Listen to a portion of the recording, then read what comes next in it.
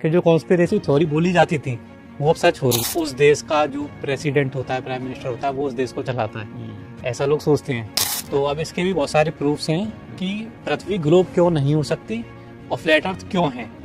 अब नेचुरली तो ऐसा हो नहीं सकता, इसका मतलब ही फोटोशॉप में कॉपी पेस्ट करके बनाई गई है। तो उसमें आता लगभग 1 किलोमीटर से भी नीचे होनी चाहिए थी, उसकी छोटी कर्वेचर के नीचे छुपी हुई होनी चाहिए थी, लेकिन ऐसा तो है नहीं। वो वर्ल्ड रिकॉर्ड बना है, वो जो डिटेक्ट हुई है पानी की सरफेस से लगभग सिमिलर हाइट पर डिटेक्ट हुई है, उतने आगे जाकर भी। जबकि ग्लोब अर्थ के अकॉर्डिंग, क्योंकि पृथ्वी मुड़ रही होती है तो हमारे सिर के ऊपर से निकल जानी चाहिए थी। खेत में फसलें सामान्य तरीके से उगी हुई है, नॉर्मल खेत नॉर्मल है, अगले ही इंस्टेंट वहां पर एक बहुत बड़ी डिजाइन अपीयर हो जाती है, अगले ही इंस्टेंट। अब इन सभी सेंट्रल बैंक्स की हेड बैंक है BIS, स्विट्जरलैंड के अंदर। सबसे पहला प्रश्न मेरा यही है आपसे कि सबसे बड़ी कौन सी कॉन्स्पिरेसी थियरी आपने जो सुनी और आपके रिसर्च में लगी तो सही है? जैसे अगर किसी से बोला जाता है कि अर्थ फ्लैट है तो वो एकदम आश्चर्यजनक हो जाता है कि मतलब ऐसा कैसे हो सकता है, अर्थ फ्लैट कैसे हो सकती है। लेकिन अब जैसे आपने बोला कॉन्स्पिरेसी थ्योरी, तो ये टर्म भी बड़ा इंटरेस्टिंग है जी। ये असल में मतलब जो ट्रुथ है उसको डिस्कार्ड करने के लिए, हाँ, उसको हल्का करने के लिए CIA ने इस टर्म को कॉइन किया था, अच्छा, कॉन्स्पिरेसी थ्योरी, ताकि अगर पर्सन कुछ बोलता है तो लोग उसे सीरियसली ना लें, उसे मतलब ऐसा बोल देंगे तो कॉन्स्पिरेसी थ्योरी वाले हैं। तो ये टर्म भी इसी प्रकार से कॉइन किया गया। अब जैसे आप पिछले कुछ टाइम से देखोगे कि जो कॉन्स्पिरेसी थ्योरी बोली जाती थी वो अब सच हो रही है। जैसे कि आप सबसे लेटेस्ट एग्जांपल एप्स्टीन वाला आप देखोगे, तो लोग तो मतलब दूर दूर तक सोच नहीं सकते थे ऐसा भी कुछ होता होगा। मतलब जैसे लोग तो सोचते हैं ना कि उस देश का जो प्रेसिडेंट होता है, प्राइम मिनिस्टर होता है, वो उस देश को चलाता है, ऐसा लोग सोचते हैं, जनता चुनती है और वो चलाता है। लेकिन अभी जब से एप्स्टीन वाला चीज़ सामने आई है तो पता लगा है कि वो कहाँ से कंट्रोल होती हैं चीज़ें। अमेरिका के अंदर भी फाइनल उनका बॉस कौन है, इजराइल। तो ये कॉन्स्पिरेसी थ्योरी मानी जाती थी, लेकिन अब तो ये सच। And he loves Israel too. True. 2 seconds. 6 years ago, I was up here, and I said, "This is our first Jewish president." Now he's the first Jewish president to serve 2 not consecutive presidencies. We thank you for everything.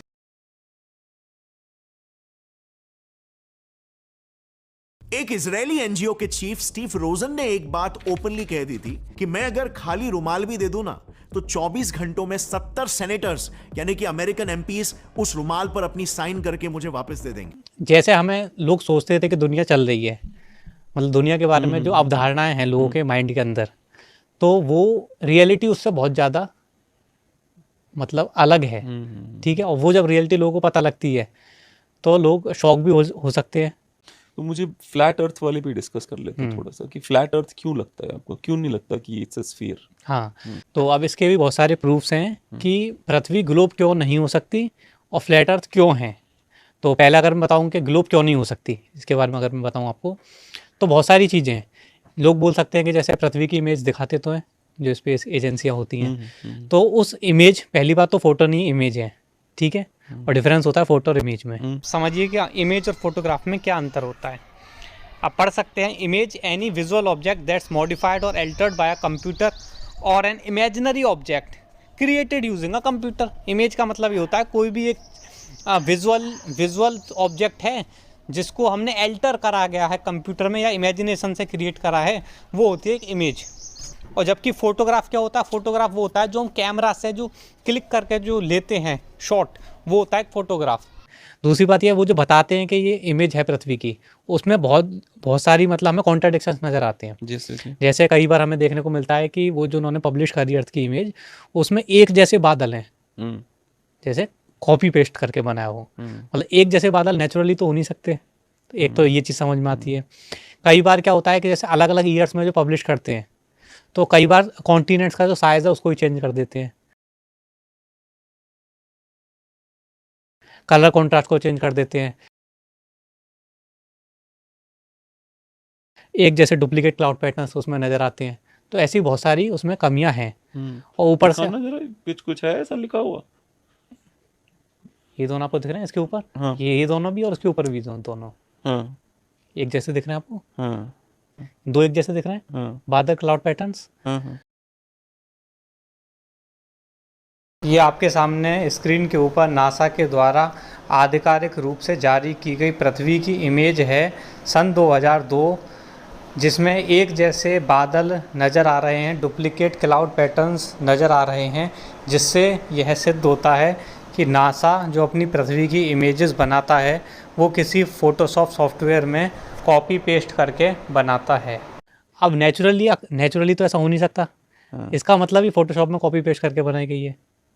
तो अब इसमें जैसे कि एक ये है कि अब जैसे अर्थ ग्लोब बोली जाती है, तो क्या रीज़न है, मतलब क्या लॉजिक है, कैसे पता लगा कि अर्थ ग्लोब है, हाँ। कैसे पता लगा। हाँ। तो इनके पास कोई भी एक्चुअल लॉजिकल रीज़न नहीं है हाँ। ये पता करने का अच्छा। कि अर्थ ग्लोब है, खाली एजम्पशन है, हाँ। उसका कोई एक्चुअल रीज़न नहीं है। हाँ। और अर्थ फ्लैट है इसके बहुत सारे प्रूफ्स हैं।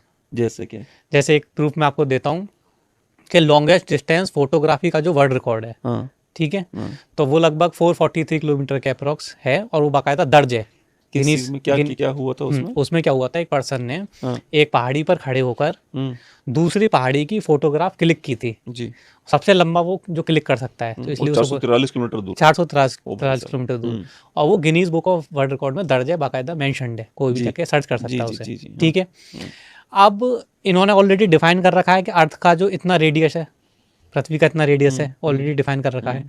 अब उसको उस गणित के अनुसार जब हम देखते हैं तो उतनी दूर का जो ऑब्जेक्ट है, उस हाइट का जो सामने वाला माउंटेन है, वो नजर आना ही नहीं चाहिए था according to the globe earth mathematics. अच्छा। तो अगर हम एक सिंपल होता है अर्थ कर्व कैलकुलेटर, ठीक है, 443 आप कह रहे हो ऐसे है, हाँ यहाँ से ये नहीं दिखना चाहिए, हाँ, आपका ये क्या मतलब जैसे ये अर्थ ग्लोब है, गेंदाकार है, हम इसे ले सकते हैं। तो हाँ ये पढ़ा था, ये मैं आपको समझा सकता हूँ उसके माध्यम हाँ, से। बिल्कुल, हाँ। अब जैसे हम इसे ऐसे लेते हैं, हाँ। ठीक है, अब एक पर्सन यहाँ पर खड़ा है, यहाँ पहाड़ है, और दूसरा पहाड़ यहाँ पर है जहाँ का फोटो लिया गया है। पर 443 किलोमीटर तो यहीं ही हो जाएगा ना, यहाँ तक तो जाएगा ही नहीं ना। हाँ, यहाँ 443 से बहुत कम है डिस्टेंस। ठीक है, मैं आपको बताता हूँ हाँ, हाँ। कि अब वो कितना होगा, वो हमें मतलब ऐसे एक्चुअल हमारे पास रेडियस अवेलेबल है, पृथ्वी का रेडियस ये डिफाइन कर रखा है उन लोगों ने ऑलरेडी, ठीक है। तो एक चीज़ होती है अर्थ कर्व कैलकुलेटर, वो आप डाल सकते हैं उसमें हम टारगेट डिस्टेंस डाल के पता कर सकते हैं। तो अगर कोई पर्सन इस साइड खड़ा है ग्लोब के, और अगर दूसरा पहाड़ इस साइड है, तो बीच में कर्वेचर आ जाएगा। जी, आ जाएगा। ठीक है, ये जो पूरा कर्वेचर है जिसकी वजह से वो पीछे का पहाड़ छुप जाएगा, उस कर्वेचर में छुप जाएगा। ठीक है, इस वजह से इतनी दूरी पर वो पॉसिबल नहीं है। बट वो मैं आपको अभी यही कॉन्ट्रडिक्ट कर देता हूँ ना, जी। 400 किलोमीटर है ही नहीं ना यहाँ से यहाँ तक। 400 किलोमीटर यहाँ से यहीं तक 400 हो गया, 500 किलोमीटर हो गया यहीं से यहीं तक। हाँ, मैं आपको बता वहां तक जाने की जरूरत, वो तो बहुत, अगर कोई बंदा 5000 किलोमीटर की खींच दे हम्म, तो बोलोगे कि हाँ भाई ये कैसे हुआ। जी। ठीक है, हाँ। अभी जैसे आप बोल रहे हैं 500 किलोमीटर यहाँ से यहाँ तक का हो जाएगा, लेकिन मैं बोल रहा हूँ कि हम अंदाजा नहीं लगाते हैं कि यहाँ से यहाँ तक का होगा, कि यहाँ से यहाँ तक का होगा। अंदाजे वाला काम नहीं करते हैं, हम सिंपल सा करते हैं मैथमेटिक्स। मैं इस पे आ जाइए ना, आप छोड़िए ना, इंडिया पे आ जाए। इंडिया ये रहा भारत देश का नक्शा, ठीक है ना। अब भारत देश का नक्शा आप मान के चलें कि जैसे यहाँ से जोधपुर से दिल्ली 700 किलोमीटर है लगभग, तो यहाँ से यहाँ तक तो फोटो खींच लेगा बंदा। हाँ, अब जैसे यहाँ पर लिखा रहता है, अगर मैं आपको बताऊँ, this is not for scale purpose. अच्छा, ये जो रिप्रेजेंटेशन है, जी, जी, जी। ये आप स्केल पर मतलब ऐसा इसके अकॉर्डिंग। मैं सिर्फ ये कह रहा हूँ, मैं कॉन्ट्रडिक्ट इस बात को सिर्फ इस बेसिस पे कर रहा हूँ कि डिस्टेंस बहुत कम है, 500 किलोमीटर, अर्थ बहुत बड़ी है जी, उसके बेसिस, और कोई कारण नहीं है उसके पीछे। हाँ, मैं उसका आपको रीजन बताता हूँ हाँ। कि जैसे अर्थ कितनी बड़ी है या कितनी छोटी है, वो मतलब स्पेकुलेशन का विषय नहीं है, क्योंकि वो ऑलरेडी डिफाइंड है कि अर्थ का रेडियस इतना है, फिक्स जो उन्होंने जी बता रखा है। अब जो उन्होंने रेडियस बता रखा है उसके अकॉर्डिंग जब हम मैथमेटिकल कैलकुलेशन करते हैं, अभी हम स्पेकुलेशन नहीं कर रहे हैं, डायरेक्ट मैथमेटिकल कैलकुलेशन कर रहे हैं, ठीक है। तो ये जो फॉर्मूला है बाकायदा मैथमेटिक्स का, जब हम डालते हैं गूगल के ऊपर अर्थ कर्व कैलकुलेटर, तो पूरा मैथमेटिकल फॉर्मूला के अकॉर्डिंग बताता है कि अगर हम इतने डिस्टेंस पर इतना कर्व ड्रॉप देखने को मिलेगा कर्वेचर में, ठीक है। तो वो स्पेकुलेशन का विषय नहीं है। जी, बिल्कुल बिल्कुल सही बात है ना। तो अब उस अर्थ कर्व कैलकुलेटर के अंदर जब हम इस वैल्यू को डालते हैं 443 किलोमीटर, तो कितना ड्रॉप देखने को मिलेगा कर्वेचर में, वो एक वैल्यू आ जाएगी, एग्जैक्ट मैथमेटिकल वैल्यू आ जाएगी। देखना अर्थ कर्व कैलकुलेटर डालना। आप बोलते रहिए, हाँ, सॉरी इनको करना तो है, हाँ। उसके अकॉर्डिंग उससे बिल्कुल समझ में आता है, वो जो वैल्यू आएगी उससे बिल्कुल स्पष्ट हो जाता है कि सामने वाला जो पहाड़ था, ठीक है, जिसकी फोटो क्लिक की गई थी, उसकी चोटी काफी लगभग जब मैंने कैलकुलेशन करा था वो, तो उसमें आया था लगभग 1 किलोमीटर से भी नीचे होनी चाहिए थी उसकी चोटी, कर्वेचर के नीचे छुपी हुई होनी चाहिए थी। लेकिन ऐसा तो है नहीं, वो वर्ल्ड रिकॉर्ड बना है, वो वर्ल्ड रिकॉर्ड बना है। इसका मतलब वो जो बता रहे थे रेडियस की वैल्यू अर्थ का ये है, वो सब गलत चीज़ है।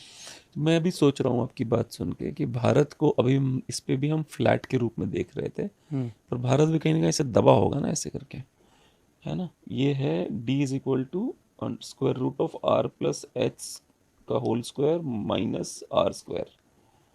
अच्छा, d क्षितिज से दूरी है, r पृथ्वी मतलब आप डायरेक्टली अर्थ का कैलकुलेटर डाल सकते हो तो ऑटोमेटिकली फॉर्मूला लगा देगा वो। हाँ, छिपने वाली हिडन हाइट जो होती है। अब एक काम कर, इसी में लिख कि ये 493 किलोमीटर की पिक्चर पॉसिबल है। अच्छा, ये कह रहा है इतनी लंबी दूरी की तस्वीर पृथ्वी के गोल होने के बावजूद इन वैज्ञानिक कारण, लो भाई, मतलब आपके बात को भी थोड़ा सा समर्थन दे रहा है कि भाई गोल है तो क्यों है, पर उसके वैज्ञानिक कारण बता रहा है। अत्यधिक ऊंचाई, हाई एल्टीट्यूड, यह तस्वीर जमीन से नहीं बल्कि ऊंचे पहाड़ों की चोटियों से ली, वो कह रहे हैं भाई ऑलरेडी खुद भी ऊंचा चला गया है, से ली गई है। ऊंचे स्थान से देखने पर क्षितिज बहुत दूर चला जाता है। आप इस पे कितना अग्री करेंगे? तो मतलब जैसे अब ये जो बात बताई है ये मतलब वेग सेंटेंस है, हम यहाँ पर कोई मतलब अंदाजे वाली चीजें नहीं कर रहे। बट समवन विल से आपके स्टेटमेंट्स वेग हैं। नहीं, मैं तो आपको मैथमेटिकल आंकड़ा बता रहा हूँ ना। हाँ, मैं ये बोल रहा हूँ कि अर्थ कर्व कैलकुलेटर आप खोलिए। हाँ, खोलना भी गूगल पे, नहीं ठीक गूगल पे है, जा। मैं मैथमेटिकल कैलकुलेशन बता रहा हूँ। अर्थ कर्व कैलकुलेटर। जी हाँ, अब ये आ गया हमारे सामने। जी जी। ठीक है, तो उसमें आप डाल दीजिए टारगेट डिस्टेंस को, जो वर्ल्ड रिकॉर्ड है नीचे किलोमीटर में जो है 493 443। 443 ठीक कर है, लिया। हाँ अब आई हाइट पे आ जाएगा कि जिस पहाड़ी पर खड़े होकर जी उस पर्सन ने फोटोग्राफ क्लिक किया था, जी, उसमें हम आई हाइट की वैल्यू डाल देंगे। कितनी होगी? तो अगर आप वो फिर से वहां पर जाना पड़ेगा। हाँ, देना किस हाइट पे खींची थी फोटो उसने? 443 वाला जो था। ने? हाँ 2820, 2826 लिख दो उसमें। वो कैलकुलेटर पे जाओ वापस, अर्थ कैलकुलेटर पे कैलकुलेट करो। देखो सर, ये आ गया नीचे, है ना। होराइजन डिस्टेंस है 189.79। हाँ, टारगेट हिडन डिस्टेंस अब वो आ गया 5030 मीटर, है ना। हाँ 5030 मीटर यानी कि लगभग 5 किलोमीटर। हाँ यानी कि टारगेट हिडन हाइट का मतलब ये होता है कि अगर जमीन से कोई 5 किलोमीटर ऊपर तक का भी है वो हिडन रहेगा ड्यू टू द कर्वेचर, इस दूरी पे। ठीक है, अब जिस माउंटेन की फोटो क्लिक की थी उसकी हाइट देख लीजिए आप, इससे कम निकलेगी। क्या थी ऊपर देखना। हाँ, ये मैसिफ दे, हाँ, यहाँ इसकी हाइट देख लीजिए, इसकी इसकी हाइट height है देखो। 3840 मीटर। अच्छा, ऐसा गेम कर रहे हो आप। हाँ, तो ये वो माउंटेन है पिक डी फाइंस स्टेरलिस, जहां पर खड़े होकर उस व्यक्ति ने इस वर्ल्ड रिकॉर्ड को बनाया था। और सामने वाला जो माउंटेन है पिक गैस्पार्ड, इसकी हाइट है H2। तो H2 की वैल्यू कितनी है? 3883 मीटर्स। लेकिन मिनिमम हाइट जो चाहिए ताकि माउंटेन हमें दिख सके वो हाइट कितनी है? H1, वो है H1। तो अर्थ कर्व कैलकुलेटर के हिसाब से जब हमने H1 की वैल्यू निकाली तो वो निकल कर आई हमारी 5030 मीटर।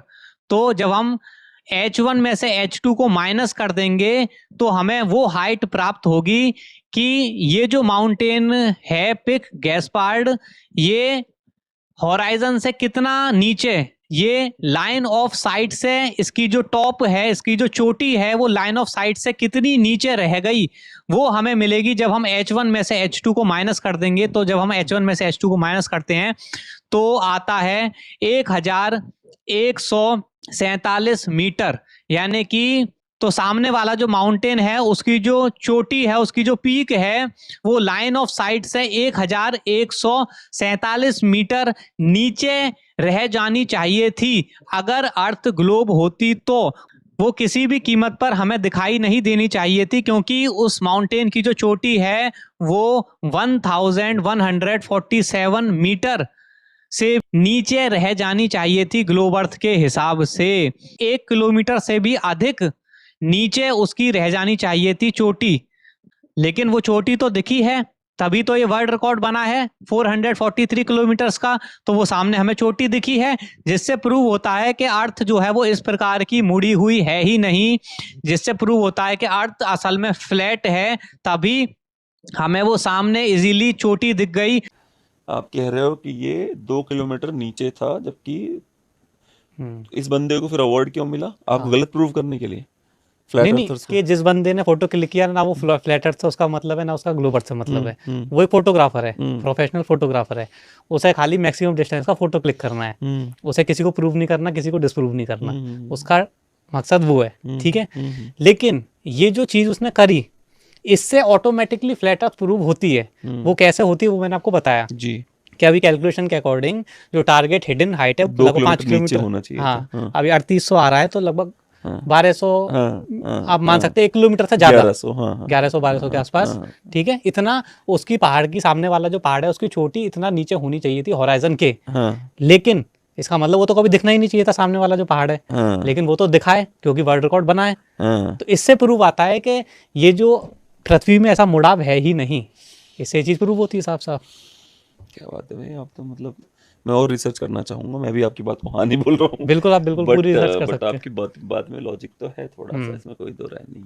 अच्छा जी, हाँ, और इसके अलावा भी मतलब सैकड़ों प्रूफ्स हैं। और क्या है? और जैसा मैं आपको बताता हूँ, एक लेजर एक्सपेरिमेंट हुआ था कर्वेचर को पता करने के लिए।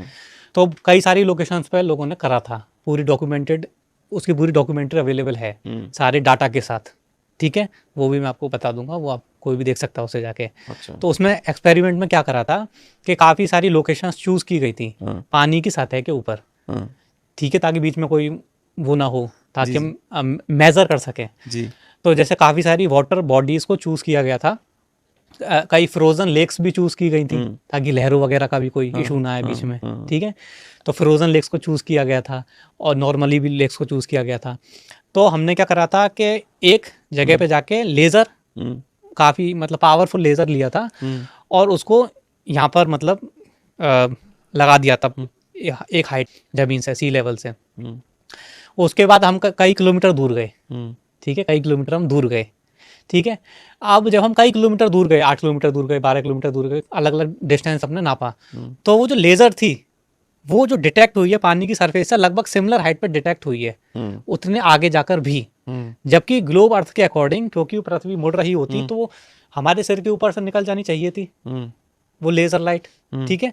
लेकिन कई किलोमीटर दूर जाकर भी वो लगभग सिमिलर हाइट पर ही, मतलब उस सी लेवल से उतनी ही हाइट पर ही वो डिटेक्ट हुई है लेज़र लाइट, जितनी हाइट पे हमने वहाँ पर लगाई थी। तो इसका मतलब एकदम पैरेलल, पानी की सतह के एकदम पैरेलल चली है लेज़र लाइट, जिससे भी समझ में आता है कि अगर वो पानी की सतह मुड़ रही होती। मुख्य सवाल पे आते हैं कि क्यों फ्लैट अर्थ प्रूव करना चाहते हैं लोग, मतलब सॉरी, क्यों प्रूव करना चाहते हैं स्फीयर है, उनको क्या फायदा है उसमें? हाँ, उनको फायदा ये है कि अब जैसे कि पहली बात तो ये है कि ये जो वर्ल्ड जिसमें हम रहते हैं वो मतलब वहाँ कुछ उसके रूलर्स हैं जो चीज़ों को अपने हिसाब से चलाते हैं। ये एक फैक्ट की बात है, इस पर हम डिस्कस कर सकते हैं।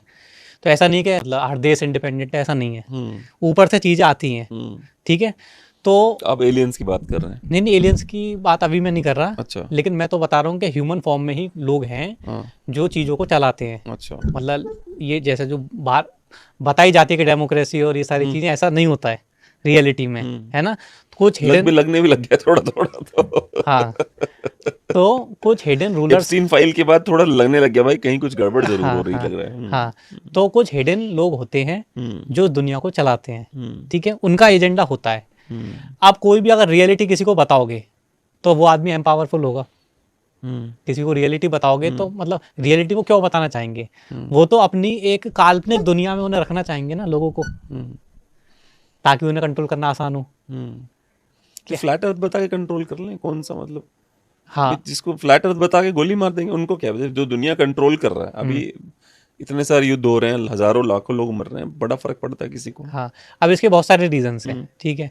एक हम ये बोल सकते हैं कि जैसे अर्थ फ्लैट है, अब अगर अर्थ फ्लैट हो गई तो फिर जो एरिया है, सरफेस एरिया, वो तो ज़्यादा भी हो सकता है, आगे भी हो सकता है।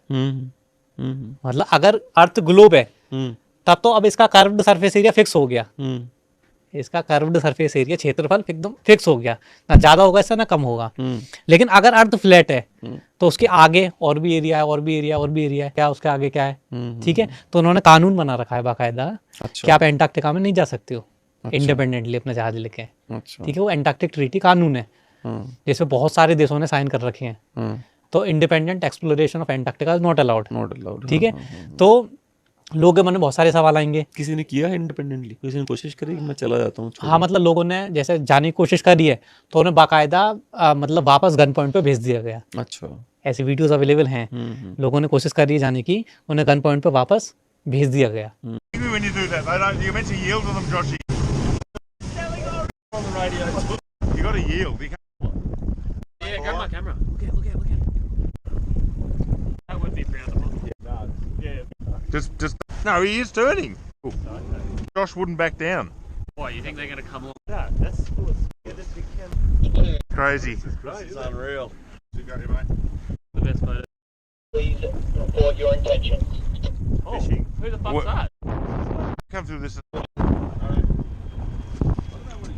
We're going that Hey, way. we're just traversing. Is there a helicopter coming at us now? तो इसलिए हम नहीं जा सकते, ठीक है। तो बहुत सारी चीज़ें मतलब छुपानी हो सकती हैं और फिर इनका पूरा सिस्टम ही पूरा फॉल हो जाएगा ना, क्योंकि पूरी स्पेस एजेंसियों का भी इसी चल रहा था कि हम सैटेलाइट छोड़ रहे हैं, हम ये कर रहे हैं, हम ये कर रहे हैं, मतलब तो सैटेलाइट अंतरिक्ष भी नहीं है आपके हिसाब से? हाँ, अब जैसे जो अंतरिक्ष पूरी एक जैसे लोगों के माइंड में कॉन्सेप्ट बिठा रखा है कि हम एक अनंत स्पेस में रहते हैं, एक बहुत ही विशाल अंतरिक्ष है जिसमें हमारी पृथ्वी एक छोटे से कण के बराबर है और हम ऐसे गोल गोल अंतहीन ब्रह्मांड में घूमे जा रहे हैं। तो ताकि लोगों को ये इंप्रेशन में डाल सकें कि जब पृथ्वी का ही कोई एम नहीं है, पृथ्वी ही एमलेसली यूनिवर्स में चल रही है, तो भला उस पर रहने वाले मनुष्यों का एम कैसे हो सकता है, ताकि लोग एमलेस लाइफ व्यतीत करें और उनके हिसाब से उन्हें कंट्रोल करने में आसान हो। हमारे शास्त्र क्या कहते हैं इस मुद्दे में? हमारे शास्त्रों के अकॉर्डिंग भी पृथ्वी फ्लैट एंड स्टेशनरी है। मैं आपको बताता हूँ। पृथ्वी का एक पर्यायवाची शब्द है अचला, जी, जिसका मतलब अचला मतलब ना हिले। चला मतलब स्टेशनरी, ठीक है। तो हमारे शास्त्र पृथ्वी को बोल रहे हैं स्टेशनरी, जो कि हिलती नहीं है, मूव नहीं करती है, ठीक है। और फ्लैट को बताने के लिए एक और पृथ्वी का पर्यायवाची शब्द है, उसका नाम है भूमंडल, ठीक है। तो भू पृथ्वी के लिए एक जनरल टर्म यूज किया जाता है, कभी भूदेवी बोलते हैं, भूलोक बोलते हैं, ठीक है। और भूमंडल, तो भू मतलब पृथ्वी। अब मंडल बताता है उसका आकृति को, पृथ्वी की भू की आकृति को बताता है। मंडल का मतलब होता है चक्राकार वृत्ताकार आकृति, सर्कुलर डिस्क को बोलते हैं मंडल। तो भूमंडल से भी समझ में आता है कि हमारी पृथ्वी सर्कुलर डिस्क टाइप है, मतलब फ्लैट है। आपको वैज्ञानिकों से क्या प्रॉब्लम? वैज्ञानिक भी तो चिल्ला कह रहा, दिन रात रिसर्च कर रहा बेचारा, वो कह रहा नहीं जी फ्लैट अर्थर्स बकवास करते हैं। हाँ, तो मैं आपको बताता हूँ, जैसे हमें किसी से प्रॉब्लम है वैसा कुछ नहीं है। मेन चीज़ है कि किस चीज़ के एविडेंस हैं और किस चीज़ के एविडेंस नहीं है। इतने सारे साइंटिस्ट ने एविडेंस दे रखे हैं स्फीयर है। हाँ, अब जैसे जो बताए जाते हैं कि ये पृथ्वी गोल अर्थ का एविडेंस है, ग्लोब अर्थ का, वो कोई भी एविडेंस रियल नहीं है। जैसे अगर आप मुझे एक भी एविडेंस बताओगे तो मैं उसमें बता दूंगा कि रियल एविडेंस नहीं है। जो मार्स पे से फोटो लिए थे वो, हाँ, तो अब जैसे कोई भी जो स्पेस एजेंसियाँ फोटो बताती हैं, फोटो नहीं लेती, वो इमेज लेती हैं, ठीक है। और image by definition can be a work of imagination, by definition, ठीक है। वो ऐसा कभी क्लेम नहीं कर रहे स्पेस एजेंसी वाले कि हम फोटो दे रहे हैं, वो खुद बोलते हैं कि हम इमेजेस दिखा रहे हैं। तुम इतना पैसा क्यों खर्च करेंगे कि हम अंतरिक्ष में जा रहे हैं, इतने बिलियंस ऑफ डॉलर्स लगाते हैं कि हम अंतरिक्ष में क्यों करेंगे ये सब? बोलो तो इसके पीछे क्या कारण? हाँ, तो मैं यही आपको बता रहा हूँ कि जैसे जो दुनिया है उसमें बहुत सारी कॉन्स्पिरेसीज होती हैं, ठीक है। दुनिया इतनी सच्ची नहीं है ना। तो जैसे एक एग्जांपल मैं आपको देता हूँ कि अमेरिका का CIA का एक ऑफिसर था, उसका नाम डेविड स्टील, ठीक है। उसने ऑन कैमरा ये चीज़ बयान दिया है कि नासा, जिसे वो लोग अपने सर्कल में बोलते हैं not a space agency, NASA को वो लोग अपने सर्कल में बोलते हैं नॉट अ स्पेस एजेंसी, और that is where the bulk of the mind program happens, ऐसा उसने स्टेटमेंट दिया था। When Alan Dulles brought in all the Nazi scientists and so forth, they went to two places. They went to CIA and they went to the National Aeronautics and Space Administration, which in our world we call it not a space agency. And as Kathy O'Brien has said so clearly, that's where the bulk of the mind control has been done. But mind control क्यों करना चाहेंगे? मैं actually मेरे से संवाद वो क्यों कर रहे हैं लोग, मैं वो जानना चाहता हूँ। माइंड कंट्रोल क्यों करना चाहते हैं? आपका क्या मिलेगा उनको उससे? बिल्कुल, जो वर्ल्ड के रूलर्स हैं, ठीक है, उनको वर्ल्ड को कंट्रोल करना है, ठीक है। तो वर्ल्ड को अब कंट्रोल करना लोगों को, उनको अब लोगों को कंट्रोल करने का एक जो तरीका उन्होंने डिज़ाइन किया है वो ये है कि माइंड को प्रोग्राम करना, कि मतलब अगर हमें किसी पर्सन से कुछ करवाना है, हमें अपने हिसाब की चीज़ करवानी है, तो उसका तरीका उन्होंने दो चीज़ें डिज़ाइन करी हैं और वो मतलब आपस में मैच भी करती हैं वो चीज़ें। एक चीज़ है ये है कि वो जैसे लोगों के माइंड को प्रोग्राम करवाते हैं इंफॉर्मेशन से, कि सर्टेन धारणाओं को फैलवाते हैं समाज के अंदर अलग अलग माध्यम से, न्यूज़ चैनल के माध्यम से, अपने लोगों के माध्यम से, मतलब बहुत सारे तरीके हैं उनके, ताकि लोगों का माइंडसेट वैसा बन जाए सुन सुन के उस बात को, ठीक है, ताकि लोग खुद से ही वो चीज़ें फिर करें। एक तो डंडे के जोर से किसी से करवाया जाए, तो उसमें तो वो आदमी विद्रोह करता है। पहले तो लोग युद्ध करके और ऐसे करते थे कंट्रोल। अभी जो मेजर तरीका है वो लोगों के माइंड को प्रोग्राम करके उनसे वो चीज़ें करवाना जो वो उनके माध्यम से करवाना चाहते हैं, ठीक है। और दूसरा तरीका कंट्रोल मैकेनिज्म मनी, कि मनी वो लोग कंट्रोल करते हैं, ठीक है। वो लोग कौन लोग हैं वैसे, कुछ आइडिया तो बता सकते हैं कौन है ये लोग? तो अब जैसे हर एक देश के अंदर सेंट्रल बैंक्स होती हैं, जो उस देश की जो सेंट्रल बैंक है वो बाकी की बैंक्स को निर्देश देती है। जैसे भारत में आरबीआई, भारत में ऐसे बहुत सारे देशों के अंदर उनकी सेंट्रल बैंक्स हैं। जी जी, पाकिस्तान के सेंट्रल बैंक ऑफ पाकिस्तान है। जी जी, ठीक है। अब इन सभी सेंट्रल बैंक्स की हेड बैंक है BIS, स्विट्जरलैंड के अंदर, बैंक ऑफ इंटरनेशनल सेटलमेंट्स, ठीक है, स्विट्जरलैंड के अंदर। तो वो कंट्रोल करती है, उसके खाली जो मेंबर्स हैं वो सेंट्रल बैंक्स मेंबर्स हैं उस बैंक के, ठीक है। तो वो निर्देश देगी दुनिया की सेंट्रल बैंक्स को, सेंट्रल बैंक्स बाकी बैंक्स को और फिर गवर्नमेंट को, और ऐसे फिर जनता तक वो चीज़, ऐसे रेगुलेशन होगा, ठीक है। तो कौन कंट्रोल कर रही है? Bank of international settlements. तो ये किसकी है? वो जो है वो कुछ फैमिलीज कंट्रोल करती हैं, जो कि डायरेक्टली उनका नाम कभी आप खोजोगे तो वैसा आपको नहीं मिलेगा। तो फिर उन्होंने बहुत सारे मतलब लोगों को, प्रेसिडेंट्स को और इनको भी कंट्रोल किया अपने हिसाब से, ठीक है, और उनसे कानून वगैरह बनवाए अपने अकॉर्डिंग। तो कुल मिला के बात ये है, ताकि वो अपने हिसाब से, अब जिसकी करेंसी चलेगी उसी का शासन होगा, ठीक है, वो करेंसी को कंट्रोल करते हैं, ठीक है, वो जो फैमिलीज हैं। तो इस प्रकार से चीज़ें मतलब कंट्रोल होती हैं। जो रोथशाइल्ड फैमिली है वो कभी भी, ये खुद को बोलते हैं फाइनेंशियल एडवाइजर, लेकिन किसके? नॉर्मल पर्सन के नहीं, गवर्नमेंट्स के या किंग्स के। तो वो फाइनेंशियली किसको एडवाइस करते हैं? किंग्स को और गवर्नमेंट्स को। और वो तो उन्होंने अपनी इमेज को अच्छा लगे, उनकी नेगेटिव इमेज फॉर्म ना हो, इसलिए उन्होंने खुद को फाइनेंशियल एडवाइजर बोल रखा है, ठीक है। लेकिन वो लोग क्या करते हैं कि सारे जो वॉर्स हैं ये भी इन्होंने कराए थे, जितने भी वर्ल्ड वॉर हुए, चाहे कुछ भी हुआ, क्योंकि अगर किसी देश पर वॉर होता है तो उसकी इकोनॉमी एकदम बैठ जाती है। इकोनॉमी बैठ जाती है तब तो वो लोन लेगा ना वर्ल्ड बैंक से, और लोन लेगा तो फिर हम उस देश को कर्ज में दबा सकते हैं, फिर वो हमारी बात मानेगा।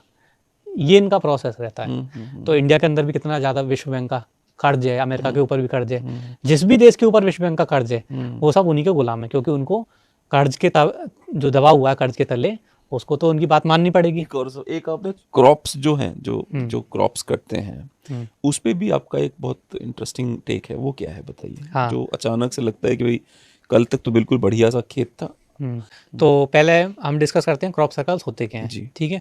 तो इनका नाम क्रॉप सर्कल है, लेकिन ये हमेशा सर्कल्स नहीं बनते, अलग अलग डिजाइन्स भी बनती हैं, तो इन्हें हम डिजाइन्स बोल सकते हैं नॉर्मल। तो अब ये क्रॉप्स में भी बनती हैं और सैंड पे भी बनती हैं, स्नो में भी बनती हैं, हर जगह बनती हैं, ठीक है। और ये अलग अलग प्रकार की डिजाइन्स बनती हैं, हर प्रकार की क्रॉप के अंदर बनती हैं। इसमें क्या होता है, जैसे एक खेत है, खेत में फसलें सामान्य तरीके से उगी हुई हैं, नॉर्मल खेत नॉर्मल है, अगले ही इंस्टेंट वहाँ पर एक बहुत बड़ी डिज़ाइन अपीयर हो जाती है, अगले ही इंस्टेंट अचानक से एक बहुत बड़ी डिज़ाइन बन जाती है, और उस डिज़ाइन को बनने के लिए जो फसलें हैं वो झुक जाती हैं ज़मीन की तरफ, और जब हम ऊपर से देखते हैं या तो ड्रोन से या आसपास किसी पहाड़ी पर खड़े होकर, तब हमें एक एक्यूरेट, एकदम एग्जैक्ट, एकदम एक्यूरेट ज्योमेट्रिकल पैटर्न नजर आएगा, ठीक है। तो अब लोगों ने रात भर कैमरा लगाकर छोड़े हैं आसपास की पहाड़ियों पर इन्हें रिकॉर्ड करने के लिए, तो उन्हें जब चेक किया गया तो उसमें दिखा के सब कुछ सामान्य था, और फिर अगले इंस्टेंट पे वीडियो होगा यूट्यूब। हाँ, मतलब इस प्रकार की वीडियोस हैं, देखना जरा यूट्यूब पे वीडियो दिखाओ जरा, क्रॉप सर्कल फॉर्मेशन वीडियोस। जब अभी आजकल AI वगैरह आ गया तो कई AI की भी हो सकती हैं, वो डिफरेंशिएट करना पड़ेगा हमें, रियल है ना, वो तो वीडियो चलता है उसमें भी क्लियर हो जाता है।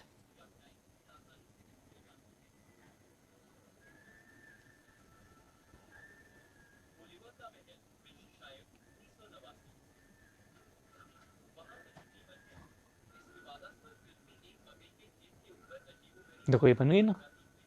अच्छा, ये दो चीजें उड़ रही हैं नीचे जो बनी है, नहीं उड़ रही थी, हाँ। दो चीजें उड़ भी रही थी ना। हाँ, वो तो एक, तो चिड़िया हैं वो। हाँ, नीचे जो डिजाइन बनी है हाँ वो। अच्छा जी। हाँ, लेकिन इसमें क्या फायदा है, जो लोग कंट्रोल कर रहे हैं वो भी बनवा रहे हैं ये सब। नहीं, वो कैसे बनवा देंगे? हाँ हाँ वो कोई ऐसा, ये तो आप देख सकते हैं कि मतलब अचानक से क्रॉप सर्कल बनी है, ठीक है, वो तो इसे छुपाते हैं उल्टा, अच्छा। वो लोग क्रॉप सर्कल्स को छुपाते हैं क्योंकि ये उनके अगेंस्ट में। आपने कभी भी किसी भी मेन स्ट्रीम न्यूज़ चैनल पर इसका प्रचार कभी ऐसा सुना नहीं होगा बिल्कुल क्रॉप सर्कल्स का। फिर भी होता है थोड़ा, पर हाँ, मेन मेन स्ट्रीम में ऐसा कभी नहीं बताया जाता, जबकि इतनी बड़ी घटना हो रही है, साक्षात चमत्कार मतलब हो रही है, तो इसका प्रचार तो होना चाहिए, लोगों को पता, मतलब लगातार लगातार होती आ रही है। एक फिल्म बनी थी एम नाइट श्यामलान की, क्या नाम था उस फिल्म का नाम? साइंस, हाँ साइंस, SIGNS, यस, साइंस करके हाँ, फिल्म आई थी तो उसमें भी अलग तरीके से पोर्ट्रे करने की कोशिश किया गया है, कि एलियंस आ गए, एलियंस ने बनाया है। अच्छा, ये एलियंस वाला पोर्ट्रे क्यों करते हैं? जैसा हमने भी डिस्कस करा कि इनका पूरा एक नैरेटिव है, इनकी पूरी एक स्टोरी है। इनकी स्टोरी के अंदर ग्लोब अर्थ आता है, यूनिवर्स आता है, वास्ट गैलेक्सी आती है, एलियंस आते हैं, UFOs आते हैं, तो पूरा एक नैरेटिव है एज अ होल इनका। तो ये हर चीज़ को अपने नैरेटिव के हिसाब से एक्सप्लेन करने की कोशिश करते हैं कि देखो हमारा नैरेटिव सही है। हिंदुओं का नैरेटिव भी तो सेम है, वही वाला हिंदुओं का भी है, हिंदुओं कौन सा अलग है? जैसे मेरा बहुत ज्यादा भरोसा हमारी अपनी जो हमारे हिंदू स्क्रिप्चर्स लिखे गए हैं उस पर बहुत भरोसा है। हम तो वही मानेंगे जो हमारे स्क्रिप्चर्स में लिखा है। बिल्कुल। हमारे स्क्रिप्चर्स में मल्टीवर्स की बात होती है, हमारे स्क्रिप्चर यूनिवर्स की बात होती है, ब्रह्मांड का कितनी बार नाम लिया गया है। तो हमारे स्क्रिप्चर तो इनको ही सपोर्ट कर रहे हैं, क्यों? हाँ, अब इनको सपोर्ट नहीं कर रहे, मैं आपको बताता हूँ डिफरेंस क्या है, दोनों में डिफरेंस समझ लेते हैं हम, ठीक है। इनका कॉन्सेप्ट हम ऑलरेडी अब बता चुका हूँ मैं आपको कि वास्ट गैलेक्सी, उसमें छोटा सा स्पेक अर्थ है और जो ऐसे घूमने जा रही है। हमारे में अकॉर्डिंग टू वैदिक, हमारे में क्या होता है कि जैसे पृथ्वी फ्लैट हो गई अचला और भूमंडल से, हमने देखा, और फिर हमारे बोला जाता है कि स्वर्गलोक, ऊपर स्वर्गलोक है, ऊपर स्वर्गलोक है और नीचे पाताल लोक, ऐसा बोला जाता है। अब अगर हम ग्लोब अर्थ के अकॉर्डिंग देखेंगे तो ग्लोब अर्थ में तो ऊपर नीचे कोई डायरेक्शन होती नहीं है स्पेस में, ग्लोब अर्थ के अकॉर्डिंग। तो जहाँ आप खड़े हो आपके ऊपर ऊपर है, तो कोई एब्सोल्यूट ऊपर और एब्सोल्यूट नीचे डायरेक्शन नहीं होती है। लेकिन जब अर्थ फ्लैट हो गई तब एब्सोल्यूट ऊपर डायरेक्शन होती है जो सबके लिए ऊपर है, और एब्सोल्यूट नीचे डायरेक्शन भी होती है। तो हमारी जो वैदिक कॉस्मोलॉजी है वो फ्लैट अर्थ से ही अच्छी तरीके से एक्सप्लेन की जा सकती है। वो जो सुमेरु पर्वत है और वो सब क्या है, क्या नाम है, गूगल करवा लेते हैं ना उसको भी एक बार। वैदिक कॉस्मोलॉजी, वैदिक कॉस्मोस, आगे ये वाला है। ये क्लिक करो इस पे। हाँ, इसके मुझे नाम पढ़ने वन बाय वन, क्या नाम है इसमें। ये है महारलोक है, फिर स्वरलोक है नीचे आना, ये मेरु पर्वत है, फिर Jambudvipa known as the world, नीचे अताल लोक, फिर विताल लोक, और फिर सुताल लोक, फिर ये क्या है, तलातल लोक, और इधर क्या है, महातल लोक। ये इस पे कैसे प्रूव करेंगे अपनी थियरी को? हाँ, तो इसमें हम देख सकते हैं कि प्लेन्स ऑफ एग्जिस्टेंस के फॉर्म में हमारा यूनिवर्स, मतलब अर्थ प्लेन हो गया और इसके ऊपर अनदर प्लेन्स ऑफ एग्जिस्टेंस हैं, और नीचे भी प्लेन्स ऑफ एग्जिस्टेंस हैं जिन्हें लोअर प्लेन्स ऑफ एग्जिस्टेंस हो गए। तो हमारे यूनिवर्स में 14 लोक हैं, 14 प्लेन्स ऑफ एग्जिस्टेंस हैं, ठीक है, जो कि सारे फ्लैट हैं इस प्रकार से, एक के ऊपर एक ऐसे करके, ठीक है। और जो अर्थ है यूनिवर्स के अंदर, जो अर्थ का लोकेशन है वो एकदम सेंटर में है, अर्थ एकदम सेंटर में, ठीक है। यानी कि सेंटर का मतलब अगर पाताल लोक से, जो सबसे नीचे वाला लोक है, पाताल लोक से ऊपर स्वर्ग लोक के डिस्टेंस को देखेंगे तो पृथ्वी एकदम सेंटर में आएगा, ठीक है। तो हमारा जो वैदिक के अकॉर्डिंग भी जो यूनिवर्स है वो in the form of planes of existence है।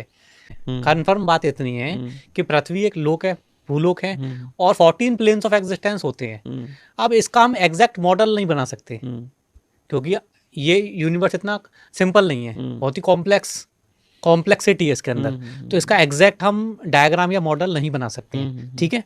तो लेकिन बेसिक जो चीज़ें हैं कि हमारे 14 प्लेन्स ऑफ एग्जिस्टेंस हो गए, ये बात एकदम समझ में आती है हमारी, ठीक है। जैसे अपर प्लेन ऑफ एग्जिस्टेंस को एक स्वर्गलोक बोला जाता है और लोअर प्लेन्स ऑफ एग्जिस्टेंस को एक पाताल लोक बोला जाता है, ठीक है। यूएफओज हैं कि यूएफओज नहीं है आपके हिसाब से? हाँ, तो अब जैसे जो एलियंस और यूएफओ का जो कॉन्सेप्ट है, एक तो है वैदिक के अकॉर्डिंग और एक है साइंस के नैरेटिव के अकॉर्डिंग। तो जो साइंस का नैरेटिव, साइंस वाले जो एलियंस होते हैं वो तो 3D होते हैं, 3 डायमेंशन होते हैं, एलियंस भी अलग तरह का होता है, मतलब लेकिन होता वो 3D है, ठीक है। तो वो एक साइंस फिक्शन कॉन्सेप्ट है। एलियन की स्पेलिंग आप देखोगे तो वो है ALIEN, एलियन इज अ लाई, ठीक है, वो उसकी स्पेलिंग में लिखा हुआ है ना। I don't believe that, but ठीक है, very है ना। interesting, हाँ। तो अब अब जैसे वैदिक के अकॉर्डिंग जो एलियंस हैं वो है कि जो अनदर प्लेन ऑफ एग्जिस्टेंस का बीइंग है, तो वो उसे अगर आप एलियन बोलना चाहें तो आप बोल सकते हैं, ठीक है, एलियन शब्द का प्रयोग करना चाहें, क्योंकि वो दूसरे प्लेन ऑफ एग्जिस्टेंस का बीइंग है, ठीक है। तो अगर कोई पाताल लोक में रहता है नीचे, तो वो पृथ्वी वालों के लिए एलियन माना जाएगा, क्योंकि दूसरे डायमेंशन का है। स्वर्गलोक में कोई है बीइंग, तो वो भी हमारे लिए एलियन है। लेकिन ये वाले एलियन नहीं होते जो 3D जो दिखाते हैं, ऐसा गुड्डा गुड्डी टाइप जो दिखाते हैं, वो वाले एलियन नहीं होते, वो तो अलाय है वो कॉन्सेप्ट। वैदिक सनातन और हिंदुइज्म में क्या अंतर है आपके हिसाब से? तो हिंदुइज्म है कि हिंदू पहले वर्ड को समझते हैं। तो इंदु नदी है एक, इंदु नदी, इंडस जो रिवर है, तो इंदु नदी के साउथ में जो एरिया है पूरा, और वहाँ जो लोग रहते हैं उनको बोला जाता है हिंदू। तो उनकी जो भी परंपराएं हैं, उनके जो भी कल्चर्स है, जो फेस्टिवल्स हैं, उनके जो भी चीज़ें हैं, उस एरिया में रहने वाले लोगों का, उन्हें बोला जाता है हिंदू। इंदु नदी के नीचे दक्षिण में, ठीक है, वो है हिंदू। जबकि जो वैदिक सनातन है, वैदिक सनातन का मतलब होता है कि वैदिक सनातन किसी एक पर्टिकुलर लोकेशन के लिए नहीं है, वो सबके लिए है, पूरी पृथ्वी के लिए, केवल पृथ्वी के लिए नहीं, सारे लोगों के लिए, समस्त ब्रह्मांड के लिए, सबके लिए वो, ठीक है, जो वैदिक सनातन होता है। और जो हिंदू है वो तो एक पर्टिकुलर लोकेशन फिक्स हो गई, जैसे प्रेजेंट में इंडिया बोला जाता है वाली लोकेशन, ठीक है। एक तो लोकेशन का डिफरेंस हो गया। दूसरा डिफरेंस ये है कि टाइम का, कि जो हिंदू की जो प्रैक्टिसेस हैं वो कुछ हजार सालों में स्टार्ट हुई हैं, ठीक है, वो प्रैक्टिसेस, ठीक है, वो भी टाइम बाउंड है और लोकेशन बाउंड है जो हिंदू है। जबकि जो वैदिक सनातन है वो होता है टाइमलेस, क्योंकि सनातन का मतलब ही ये होता है, जो सनातन संस्कृत का शब्द है उसका मतलब ही होता है कि टाइमलेस। तो वैदिक सनातन मतलब टाइमलेस नॉलेज है ना।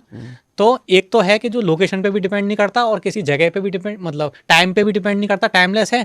और दूसरी तरफ हिंदू है जो कि कुछ हजार सालों में वो प्रैक्टिस स्टार्ट हुई हैं और वो उस एरिया में जो लोग प्रैक्टिस करते हैं उसको बोला जाता है हिंदू, ठीक है। तो ये इनमें बेसिक डिफरेंस है। जो मैं बातें बता रहा हूँ उस पर खुद से रिसर्च करें, और रिसर्च जो हमें करनी है वो मतलब डीपली रिसर्च करनी है, डीप रिसर्च करनी है, एक्चुअल, विदाउट सेंसर्ड इंफॉर्मेशन वाली।